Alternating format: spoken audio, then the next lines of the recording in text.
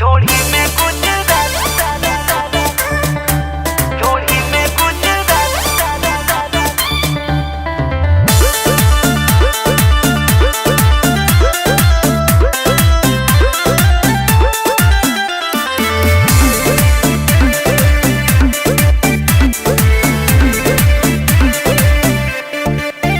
पिया धक धक कर तवे छतिया हमार भइल बाटे चटोर चाटल चाहता है अचार। और ये सब का कहता रू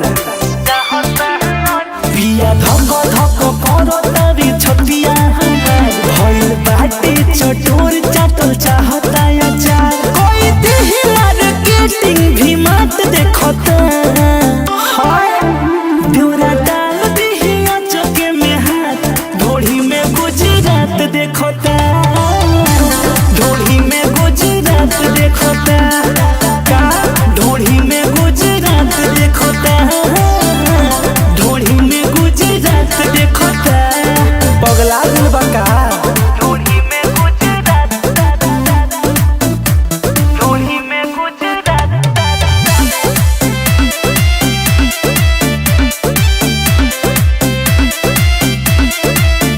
रउआ कोइल बानी जहिया से नासिक पिया देवरा भइल बाटे ढोड़िए के आशिक पिया पढ़त नइखे काज कर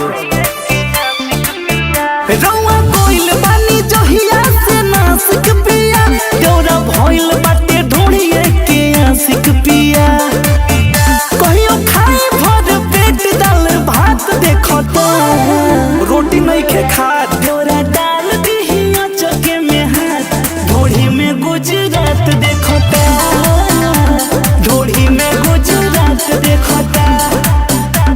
ढोली में गुजरात देखता ढोली में गुजरात देखता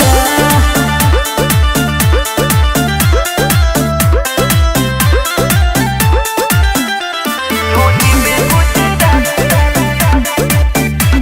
थोड़ी में कुछ घर में घुसे तो हाली जात नइखे ओजे पहचन पिए कुछ बुझात नइखे होज साफ मौगाए हो का